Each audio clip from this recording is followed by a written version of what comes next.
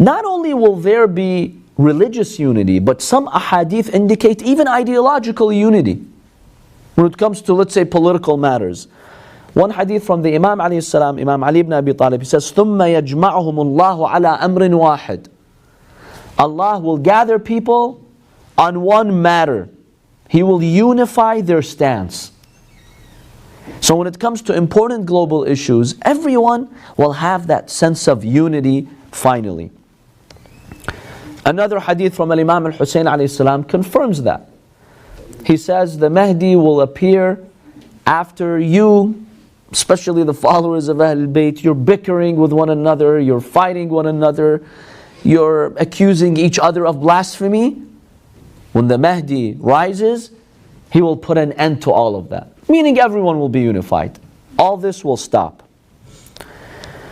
So basically, we find that there is religious and ideological unity in the government of the Imam. Historically, one reason why people resorted to violence and injustice is because of the lack of this unity. People having different ideologies, and each group is competing to enforce that ideology. That's a major source of tension around the world. Now, when you have everyone agree on the same ideology, that in itself will eliminate a lot of the violence and a lot of the tension. That really allows for coexistence. Now, question, how will this religious unity be achieved? Because some people are under the impression that the Imam will force you to accept. You don't like it? Here's the sword. So you have no choice but to accept that religious or ideological unity. It's not like you can challenge Al-Imam Al-Mahdi. Some people have this misconception. So how will Al-Imam Al-Mahdi achieve this unity? Because in order for unity to really work and bring peace, it has to come from the people.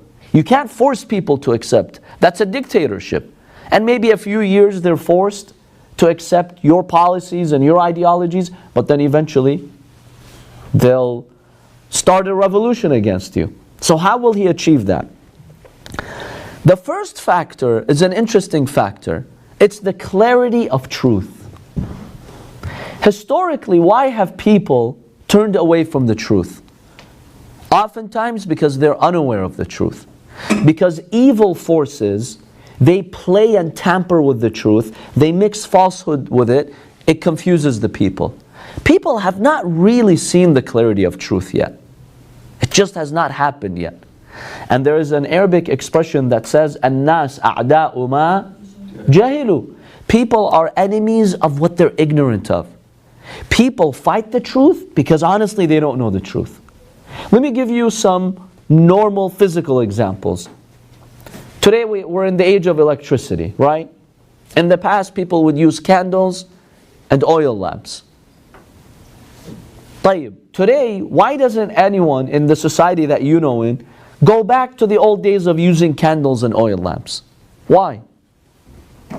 Maybe some in Amish societies do that, but generally speaking, everyone makes use of electricity. Why? Convenience.